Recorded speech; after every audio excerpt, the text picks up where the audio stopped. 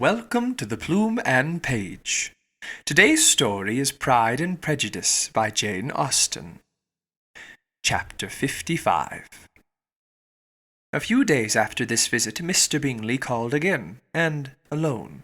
His friend had left him that morning for London, but was to return home in 10 days' time. He sat with them above an hour, and was in remarkably good spirits. Miss Bennet invited him to dine with them, but with many expressions of concern, he confessed himself engaged elsewhere. "Next time you call," said she, "I hope we shall be more lucky." He should be particularly happy at any time, etc., etc. And if she would give him leave, would take an early opportunity of waiting on them. "Can you come tomorrow?" Yes, he had no engagement at all for tomorrow, and her invitation was accepted with alacrity. He came, and in such very good time that the ladies were none of them dressed. In ran Miss Bennet to her daughter's room, in her dressing-gown, and with her hair half-finished, crying out, "My dear Jane, make haste and hurry down. He is come. Mr. Bingley is come. He is, indeed. Make haste, make haste. Here, Sarah, come to Miss Bennet this morning, and help her on with her gown. Never mind Miss Lizzie's hair." "We will be down as soon as we can," said Jane. "But I dare say Kitty is forwarder than either of us, for she went upstairs half an hour ago." "Oh, hang Kitty, what has she to do with it? Come, be quick, be quick! Where is your sash, my dear?"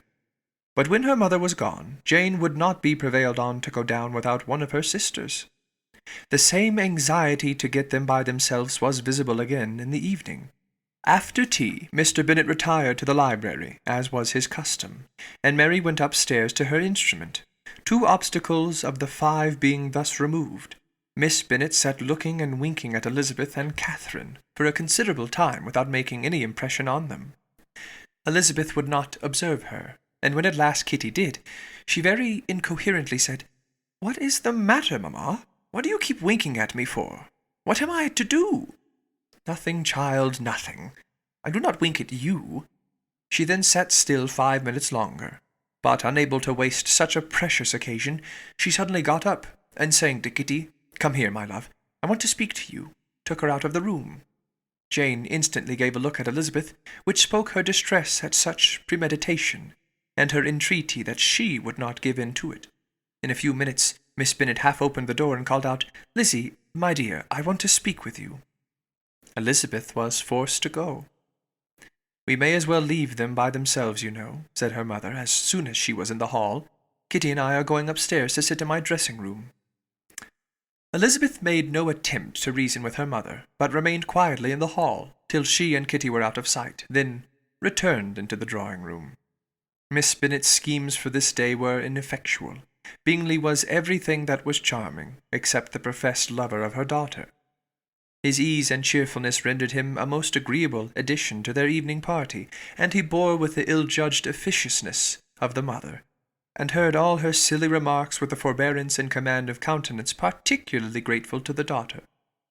He scarcely needed an invitation to stay supper, and before he went away an engagement was formed, chiefly through his own and Miss Bennet's means, for his coming next morning to shoot with her husband. After this day, Jane said no more of her indifference. Not a word passed between the sisters concerning Bingley, but Elizabeth went to bed in the happy belief that all must speedily be concluded, unless Mr. Darcy returned within the stated time. Seriously, however, she felt tolerably persuaded that all this must have taken place with that gentleman's concurrence. Bingley was punctual to his appointment, and he and Mr. Bennet spent the morning together, as had been agreed on. The latter was much more agreeable than his companion expected. There was nothing of presumption or folly in Bingley that could provoke his ridicule or disgust him into silence, and he was more communicative and less eccentric than the other had ever seen him. Bingley, of course, returned with him to dinner, and in the evening Miss Bennet's invitation was again at work to everybody away from him and her daughter. Elizabeth, who had a letter to write, went into the breakfast-room for that purpose soon after tea, for as the others were all going to sit down to cards, she could not be wanted to counteract her mother's schemes. But on returning to the drawing-room, when her letter was finished, she saw, to her infinite surprise, there was reason to fear that her mother had been too ingenious for her. On opening the door, she perceived her sister and Bingley standing together over the hearth, as if engaged in earnest conversation. And had this led to no suspicion, the faces of both, as they hastily turned round and moved away from each other, would have told it all. Their situation was awkward enough, but hers, she thought, was still worse. Not a syllable was uttered by either, and Elizabeth was on the point of going away again, when Bingley, who as well as the others had sat down, suddenly rose, and whispering a few words to her sister ran out of the room. Jane could have no reserve from Elizabeth, where confidence would give pleasure, and instantly embracing her acknowledged, with the liveliest emotion, that she was the happiest creature in the world. "'Tis too much," she added, "by far too much. I do not deserve it. Oh, why is not everybody as happy?" Elizabeth's congratulations were given with a sincerity, a warmth, a delight which words could but poorly express. Every sentence of kindness was a fresh source of happiness to Jane, but she would not allow herself to stay with her sister, or say half that remained to be said for the present. "I must go instantly to my mother," she cried. "I would not on any account trifle with her affectionate solicitude, or allow her to hear it from anyone but myself. He is gone to my father already. Oh, Lizzie, to know that what I have to relate will give such pleasure to all my dear family. How shall I bear so much happiness?" She then hastened away to her mother, who had purposely broken up the card party, and was sitting upstairs with Kitty.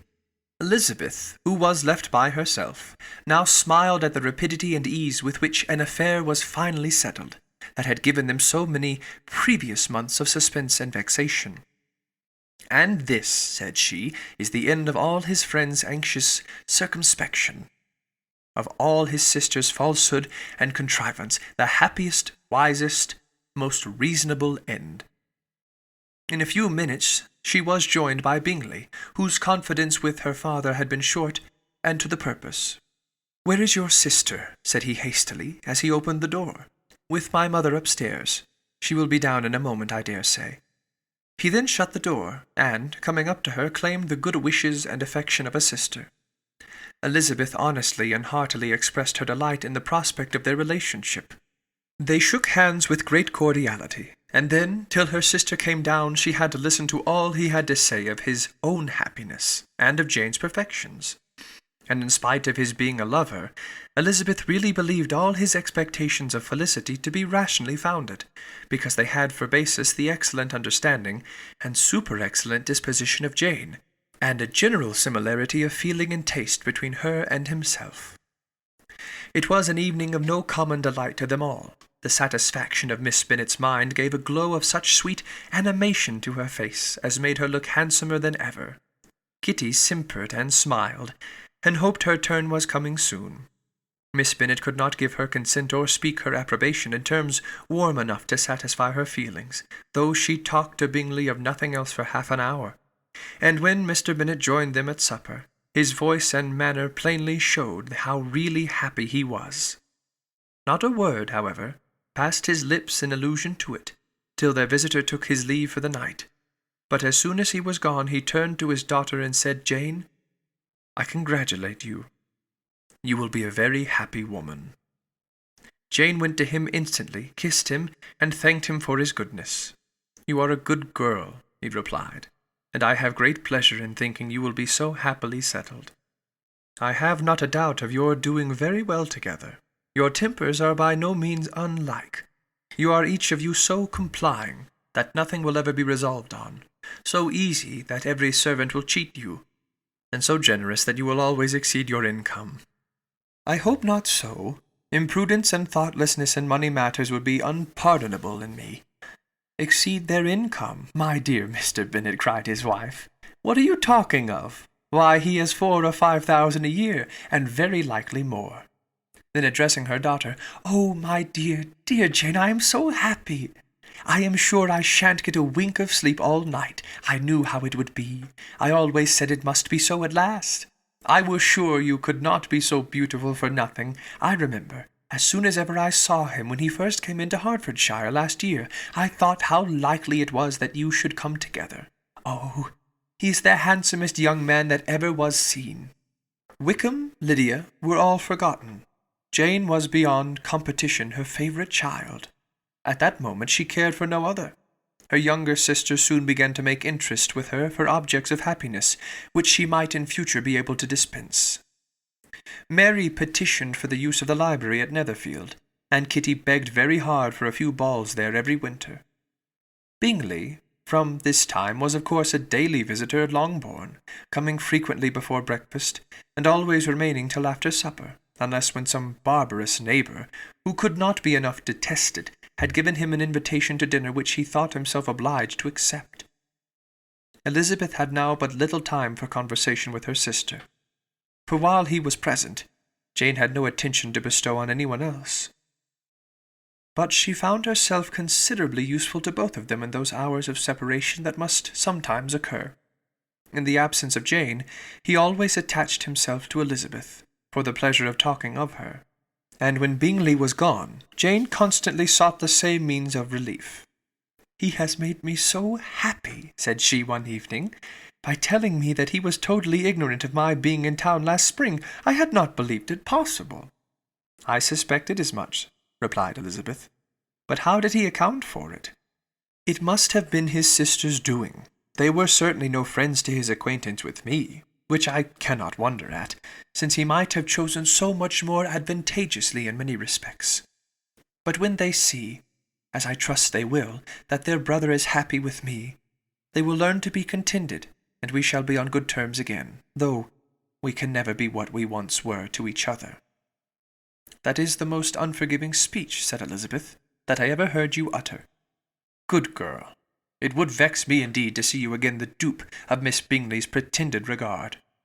Would you believe it, Lizzie, that when he went to town last November, he really loved me, and nothing but a persuasion of my being indifferent would have prevented his coming down again?